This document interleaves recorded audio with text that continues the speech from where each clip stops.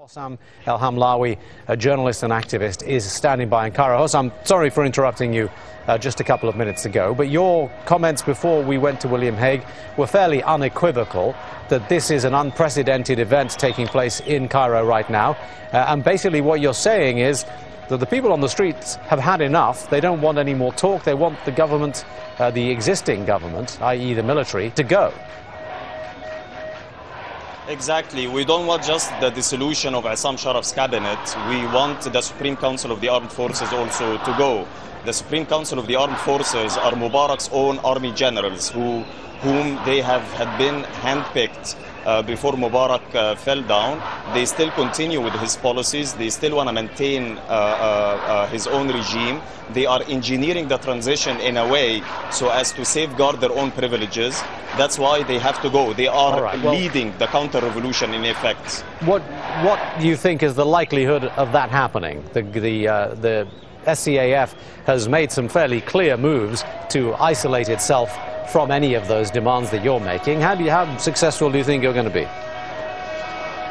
I mean, no one thought that we could topple Mubarak to start with, and we did topple him down. And we are confident that we can also topple his own military junta, but that will not just come via a sit-in here in the square. We are trying to take the square to the workplaces, to the university campuses, because it's only a general strike that will enable us to overthrow those generals. So you're talking about a second revolution, effectively. Do you think that the country has the appetite and the determination to do that? It is still the first revolution, sir, but we're just trying to finish up the job. But you're going to need to have more people on the streets if the army is going to stand down in the way that you're demanding, aren't you? I'm not sure I heard your comment quite well, but if you want to talk about people in the streets, the mobilization has been quite impressive over the past days, and the movement is spreading beyond Cairo now to more than 11 provinces. So this is actually very reminiscent of the January days. So just explain to me a little bit more about what you mentioned a moment ago, taking this to the workplace. What is the plans and how coordinated is that idea?